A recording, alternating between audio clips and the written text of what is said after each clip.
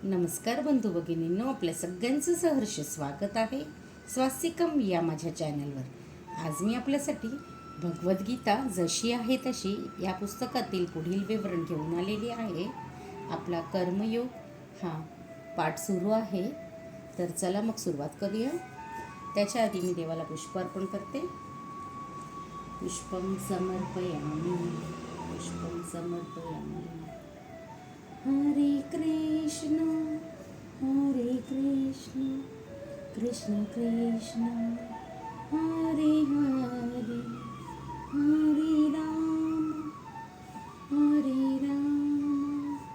राम राम हरे हरे, हरे कृष्ण कृष्ण कृष्ण हरे हरे, हरे राम राम राम हरे हरे. नैवेद्य अर्पण करते.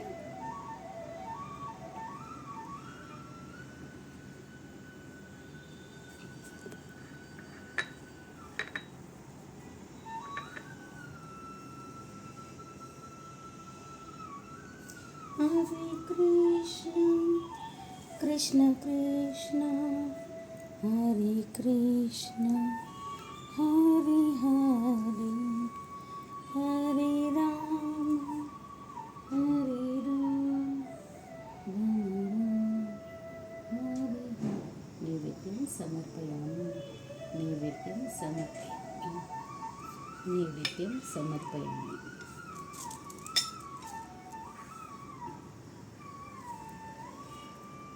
नैवेद्यं समर्पयामि. हरे कृष्ण कृष्ण कृष्ण हरे हरे, हरे राम राम राम हरे हरे. राधे कृष्ण राधे कृष्ण राधे कृष्ण राधे कृष्ण. हरे कृष्ण कृष्ण कृष्ण हरे हरे, हरे राम राम हरे कृष्ण, हरे हरे. राधे कृष्ण राधे कृष्ण हरे कृष्ण.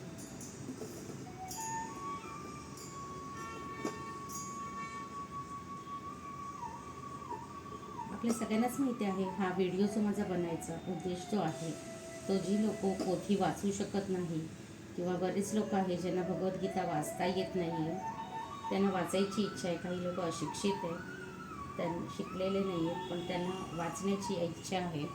तर जर ते वाचू शकत नाही तर ॲटलिस्ट तुम्ही त्यांच्याबरोबर हा व्हिडिओ शेअर करून ह्याचं श्रवण करायसाठी त्यांना ह्याचा उपयोग होईल. आणि जितका पठणाला महत्त्व आहे तितकंच श्रवणालाही आहे. तर बरीच जी मंडळी आहे ज्यांना वाचता येत नाही, तर त्या लोकांचं बरोबर आपण हा व्हिडिओ नक्कीच शेअर करू शकता, जेणेकरून त्यांच्या ज्ञानामध्ये पण वृद्धी होईल. हरे कृष्ण कृष्ण कृष्ण हरे हरे. आणि आपल्याला जर माझे व्हिडिओ खरंच आवडत असतील तर नक्कीच आपण माझे चॅनलला शेअर करा आणि सबस्क्राईब करून, लाईक करून त्याच्यामध्ये राधे कृष्ण ही कमेंट टाकायला विसरू नका. हरे कृष्ण कृष्ण हरे हरे, राधे राधे. श्री गणेशाय नमः, श्री सरस्वतीभ्यो नमः.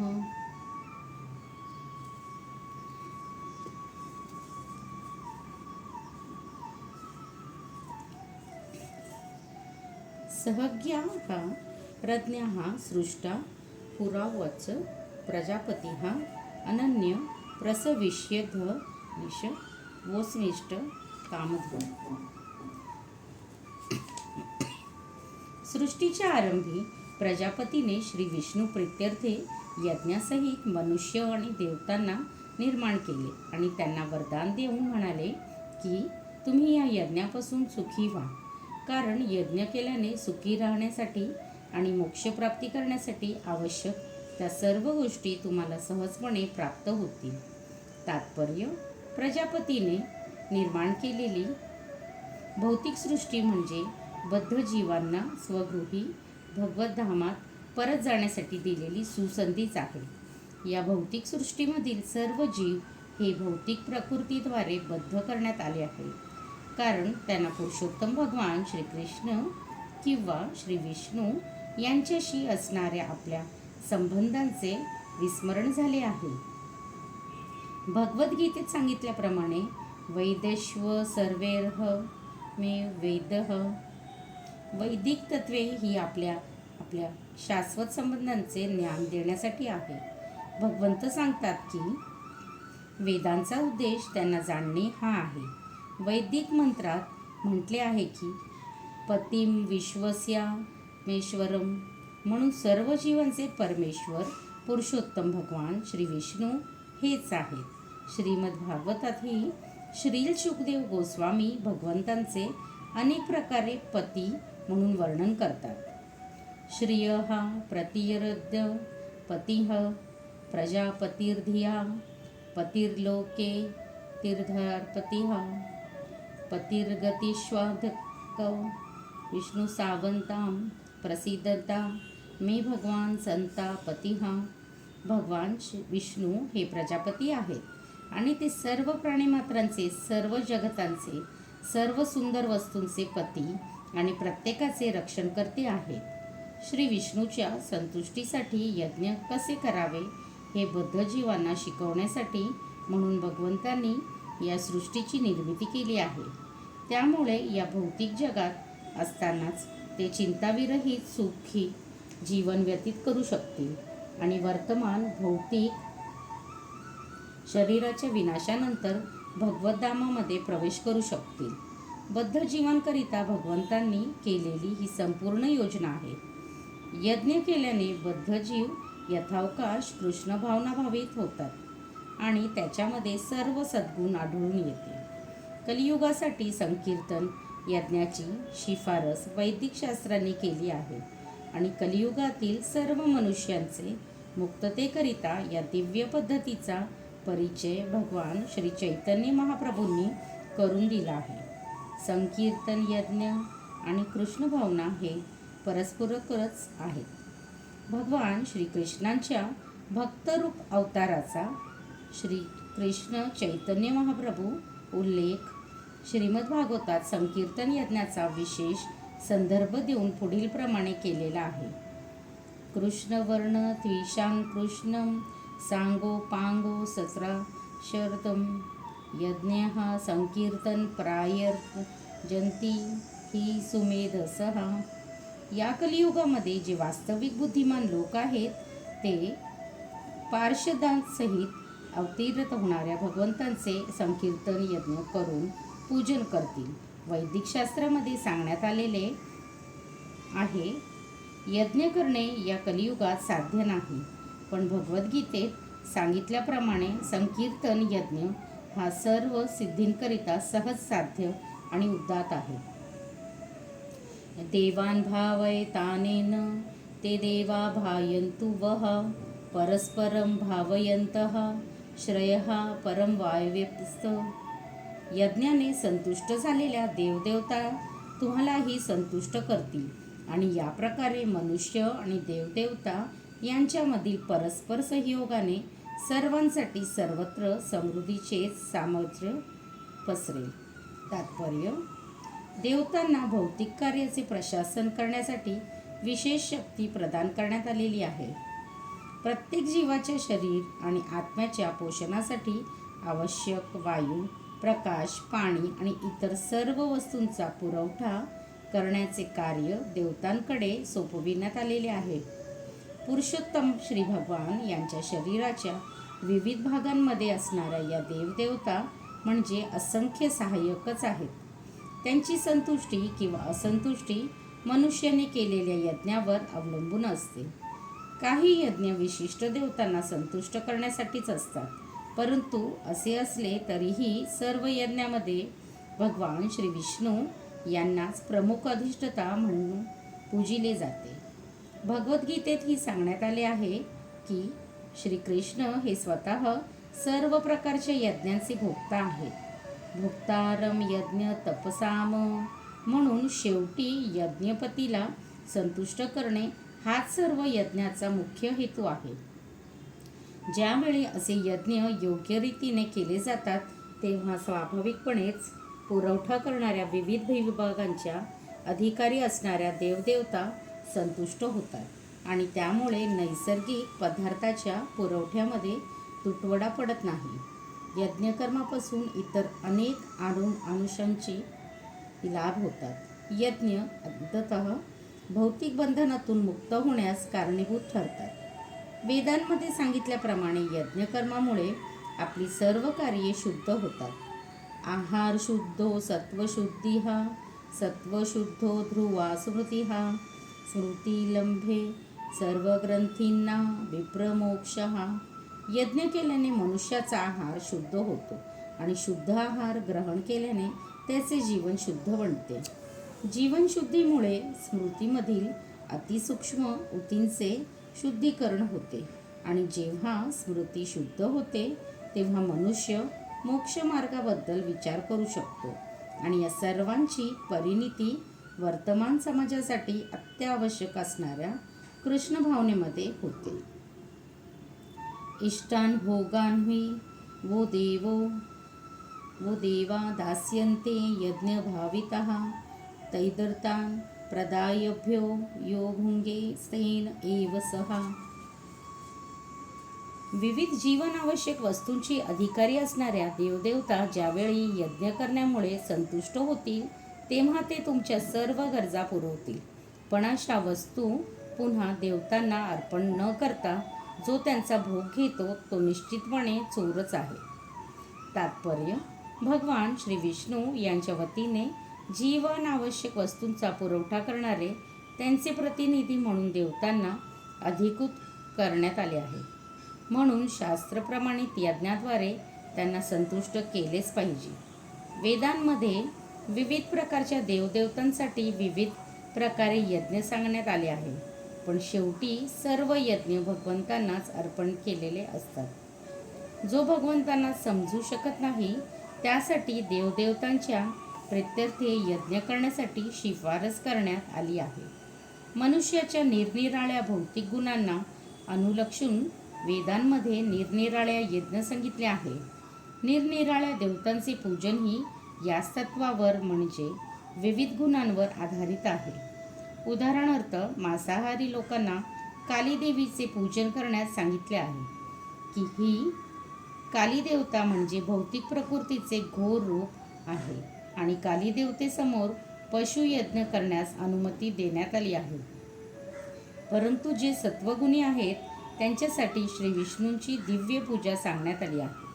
तथापि सर्व यज्ञांना उद्देश आध्यात्मिक स्थानाप्रत क्रमश उन्नती करण्याचा आहे.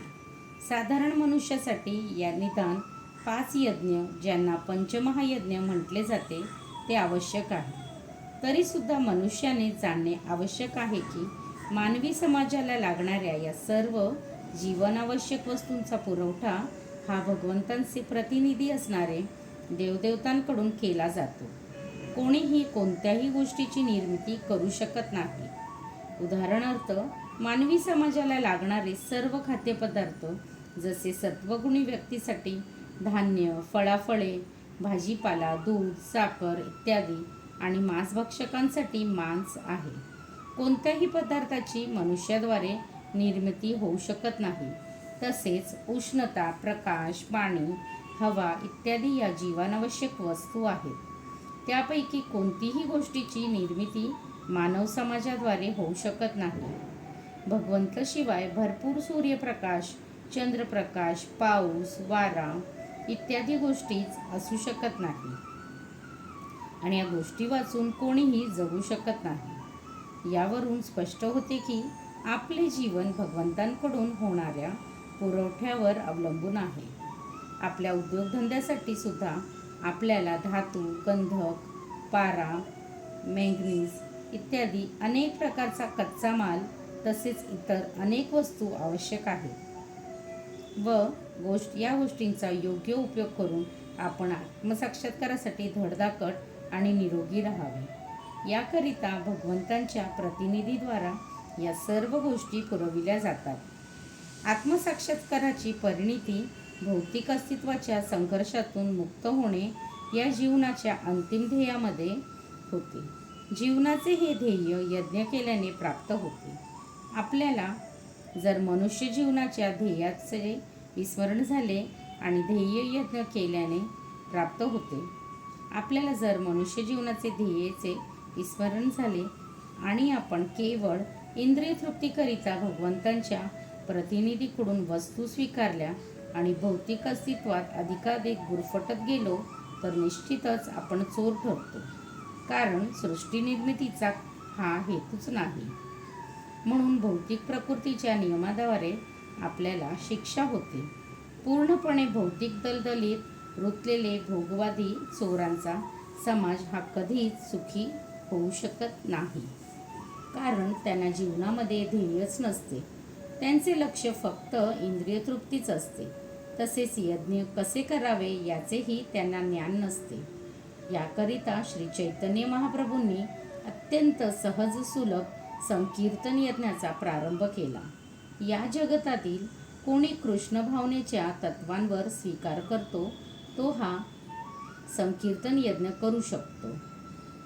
यज्ञश्रेष्ठा क्षीणः संतो मुच्यन्ते सर्वकी बिल्वस्य भुजते ते त्वघं पापाये पंचेयात्मात कारणतः. भगवत भक्त हे सर्व प्रकारच्या पापातून मुक्त होतात. कारण ते सर्वप्रथम यज्ञाला अर्पण केलेले अन्न ग्रहण करतात. इतर लोक जे आपल्या स्वतःच्या इंद्रिय भोगाकरिता भोजन बनवितात ते खरोखरच केवळ पापच भक्षण करतात. तात्पर्य, भगवत भक्त किंवा कृष्ण भावना भावित असणाऱ्या व्यक्तींना संत म्हटले जाते आणि ब्रह्मसंहितेमध्ये सांगितल्याप्रमाणे ते नेहमी भगवत प्रेमामध्ये लीन असतात. प्रेमाजनुचु रितभक्ती विलोचयन संतः सदैव हृदयेषु विलोकयन्ति. संतजन हे सदैव भगवान श्री गोविंद किंवा मुकुंद श्रीकृष्ण यांच्याशी दृढ प्रेमामध्ये मग्न असल्यामुळे ते कोणतीही गोष्ट सर्वप्रथम भगवंतांना अर्पण केल्याशिवाय ग्रहण करू शकत नाही. म्हणून असे भक्त नेहमी भक्तीच्या विविध मार्गाद्वारे उदाहरणार्थ श्रवण, कीर्तन, स्मरण, अर्चन इत्यादी यज्ञच करीत असतात. आणि अशा प्रकारच्या यज्ञ सर्व केल्यामुळे ते भौतिक संसाराच्या पापमय संगतीच्या सर्व प्रकारच्या दोषांपासून अलग राहू शकतात. इतर लोक जे स्वतःसाठी किंवा इंद्रिय तृप्तीसाठी अन्न शिजवतात ते केवळ चोरच आहेत असं नाही, तर ते सर्व प्रकारचे पापच भक्षण करणारे आहेत. जर एखादी व्यक्ती चोर आणि पापी असेल तर ती कशी सुखी असू शकेल? हे केवळ अशक्य आहे. म्हणून सर्व दृष्टिकोनातून जर सुखी व्हायचे असेल तर लोकांना पूर्णपणे कृष्ण भावना भावित संकीर्तन यज्ञ करण्यास शिकवणे अत्यावश्यक आहे.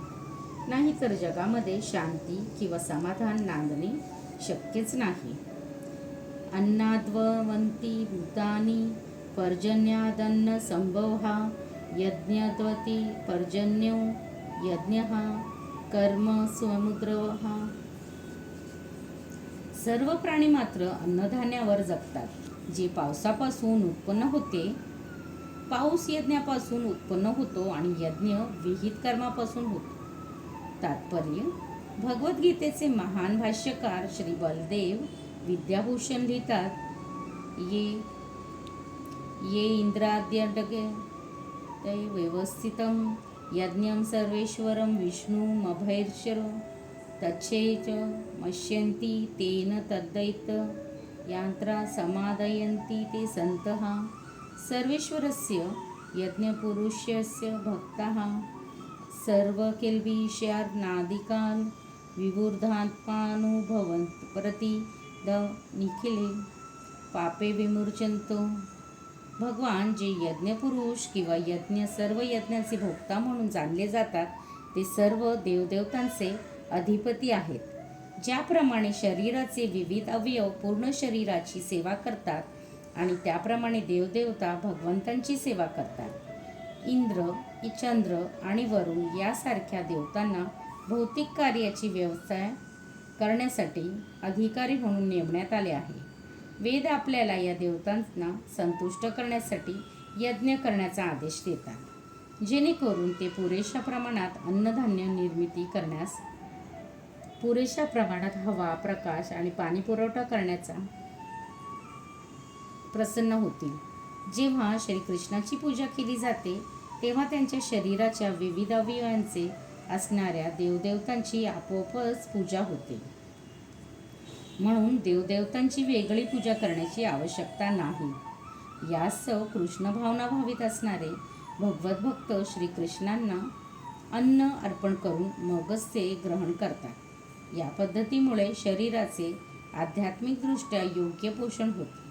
या कृतीमुळे केवळ शरीराची पूर्व पापकर्मेचा नष्ट होतात असे नव्हे, तर शरीर हे भौतिक प्रकृतीच्या सर्व संसर्गापासून मुक्त होते. जेव्हा एखाद्या रोगाची साथ पसरते तेव्हा जंतुनाशक लस साथीच्या अशा हल्ल्यापासून मनुष्याचे रक्षण करते. त्याचप्रमाणे भगवान श्री विष्णू यांना अर्पिलेले आणि नंतर आपण ग्रहण केलेले अन्न आपल्याला भौतिक आसक्तीचा प्रतिकार करण्यास पुरेशा प्रमाणात समर्थ बनविते व जो अशा प्रकारचे आचरण करीत आहे त्याला भगवत भक्त म्हटले जाते. म्हणून जो कृष्ण भावना भावित व्यक्ती केवळ श्रीकृष्णांना अर्पण केलेले अन्न ग्रहण करतो तो आत्मसाक्षात्काराच्या प्रगतीमध्ये अडथळे असणाऱ्या पूर्वीच्या सर्व भौतिक संसर्गांच्या फळांचा प्रतिकार करू शकतो. या उलट जो असे करीत नाही त्याच्या पापकर्माचा साठा वाढतच जातो आणि यामुळे त्याला डुक्कर आणि कुत्र्याप्रमाणे सर्व पापांचे फळ भोगण्याचे शरीर प्राप्त होते. भौतिक जग हे पूर्णपणे दोषांनी भरलेले आहे आणि जो भगवत प्रसाद म्हणून ग्रहण प्रतिकार करण्यास समर्थ झाला आहे तो या दोषांच्या हल्ल्यांपासून वाचतो. पण जो असे करीत नाही तो दोषांचे परिणाम भोगण्यास पात्र होतो. वास्तविकपणे अन्नधान्य आणि भाजीपाला हे खाण्यास योग्य पदार्थ आहेत. मनुष्य प्राणी विविध प्रकारचे अन्नधान्य, भाजीपाला, फळाफळे इत्यादी ग्रहण करतात आणि प्राणी हे अन्नधान्य आणि भाजीपाल्यांचे अवशेष, गवत, वनस्पती इत्यादी ग्रहण करतात. जे लोक मांस खाण्यासाठीच्या आहाराही गेलेले आहेत त्यांना सुद्धा वनस्पतीच्याच उत्पादनावर अवलंबून राहावे लागते, कारण पशुही वनस्पतीच खातात. म्हणून सरतेशेवटी आपल्याला मोठमोठ्या कारखान्यामध्ये उत्पादनावर नव्हे तर शेतीच्या उत्पादनावर अवलंबून राहावे लागते. शेतीचे उत्पादन हे पुरेशा प्रमाणात पाऊस झाल्यामुळे होते. या पावसांचे नियंत्रण इंद्र, चंद्र व सूर्य इत्यादी देवतांद्वारे केले जाते आणि या सर्व देवता भगवंतांचे सेवक आहेत. भगवंतांना यज्ञाद्वारे संतुष्ट करता येते. म्हणून जो यज्ञ करीत नाही तो स्वतःचा टंचाईग्रस्त होईल. हा प्रकृतीचा नियमच आहे. म्हणून या युगासाठी सांगण्यात आलेले यज्ञ, विशेष करून संकीर्तन यज्ञ, हा आपण निदान अन्नधान्याचे टंचाईपासून वाचण्यासाठी तरी करणे आवश्यक आहे. कर्मो बहोत्तवं विधी ब्रह्माक्षर समुद्रवसं तत्सार्वगत ब्रह्म नित्यं यज्ञ प्रतिष्ठितम्. वेदांमध्ये नियतकर्मे सांगण्यात आली आहेत आणि वेद साक्षात पुरुषोत्तम श्री भगवान यांच्यापासून प्रकट झालेले आहे. म्हणून सर्वव्यापी ब्रह्मतत्व हे यज्ञकर्मात शाश्वतरित्या स्थिर झालेले आहे. तात्पर्य: यज्ञार्थ कर्म किंवा श्रीकृष्णांच्या संतुष्टी प्रीत्यर्थे आवश्यक असणाऱ्या कर्माचे विस्तृत वर्णन या श्लोकात करण्यात आलेले आहे. जर आपल्याला यज्ञपुरुष किंवा श्री विष्णू यांच्या संतुष्टी प्रीत्यर्थे कर्म करायचे असेल तर ते कर्म करण्यासाठी आवश्यक त्या मार्गदर्शनाचा शोध आपण ब्रह्म किंवा वेदांमध्ये घेणे अत्यावश्यक आहे. म्हणून वेद हे कर्मविधींची संहिता आहे. वेदांच्या मार्गदर्शनाशिवाय केलेल्या कोणताही कार्याला विक्रम किंवा अनधिकृत किंवा पापकर्म म्हटले जाते. म्हणून कर्माच्या प्रतिक्रियेपासून वाचण्यासाठी नेहमी वेदांकडून मार्गदर्शन घेतले पाहिजे. ज्याप्रमाणे सामान्य जीवनात आपल्याला राष्ट्रनियमानुसार कर्म करावे लागते, त्याप्रमाणे मनुष्याने भगवंताच्या सर्वश्रेष्ठ राज्यावर नियमानुसार कर्म केले पाहिजे. वेदांमधील असे आदेश प्रत्यक्ष भगवंतांच्या निश्वासातून प्रकट झाले आहे. असे म्हटले आहे की अस्य महतो भूतस्य निश्वसितम एतद यज्ञरितिद्वेदो यजुर्वेदः सामवेदोर्थ वाङ्गदिसि. ऋग्वेद, यजुर्वेद, सामवेद आणि अथर्ववेद हे 4 वेद प्रत्यक्ष पुरुषोत्तम श्री भगवान यांच्या निश्वासातून प्रकट झाले आहेत. भगवंत हे सर्व शक्तिमान असल्यामुळे श्वासोद्वारेही बोलू शकतात. कारण ब्रह्मसंहितेही स्पष्ट करण्यात आले आहे की भगवंत इतके सर्व शक्तिमान आहेत की ते आपल्या प्रत्येक इंद्रियाद्वारे इतर सर्व इंद्रियांच्या क्रिया करू शकतात. दुसऱ्या शब्दात सांगायचे असेल तर भगवंत आपल्या श्वासाद्वारे बोलूनही शकतात आणि डोळ्याद्वारे गर्भधारणही करू शकतात. वास्तविकपणे असे म्हटले आहे की त्यांनी भौतिक प्रकृतीची दृष्टिक्षेप टाकला आणि सर्व जीवांना गर्भधारणा केली. निर्मिती किंवा बद्ध जीवांना भौतिक प्रकृतीच्या गर्भामध्ये गर्भस्थ करून झाल्यावर त्यांनी वेदामध्ये असे मार्गदर्शन दिले ज्याचा स्वीकार करून बद्ध जीव भगवद्धामात परत येऊ शकतील. आपण नेहमी लक्षात ठेवले पाहिजे की भौतिक प्रकृतीतील सर्व बद्ध जीव हे भौतिक भोगासाठी अत्यंत उत्सुक असतात. पण वेदांची रचना अशा पद्धतीने केली आहे की ज्यामुळे मनुष्य आपल्या विकृत इच्छा पूर्ण करू शकतो व तसेच तथाकथित भोग संपल्यावर भगवंतांकडे परत जाऊ शकतो. मोक्षप्राप्ती करणे ही बद्ध जीवांसाठी एकच संधी असते. म्हणून कृष्ण भावना भावित होऊन बद्ध जीवांनी यज्ञ पद्धती अनुसरण्याचा प्रयत्न करणे अत्यावश्यक आहे. ज्यांनी वेदांचे पालन केले नाही ते सुद्धा कृष्ण भावनेच्या तत्वांवर अंगीकार करू शकतात. कारण कृष्ण भावनेचा अंगीकार करणे म्हणजे वैदिक कर्मे किंवा वैदिक यज्ञ केल्याप्रमाणे आहे. श्रीकृष्ण पर्णमस्तु. शुभम भवतु, शुभम भवतु, शुभम भवतु. राधे कृष्ण, राधे कृष्ण. कृष्ण कृष्ण हरे हरे, हरे राम, राम राम हरे हरे. राधे कृष्ण, राधे कृष्ण. कृष्ण पर्णमस्तु. शुभम भवतु, शुभम भवतु, शुभम भवतु.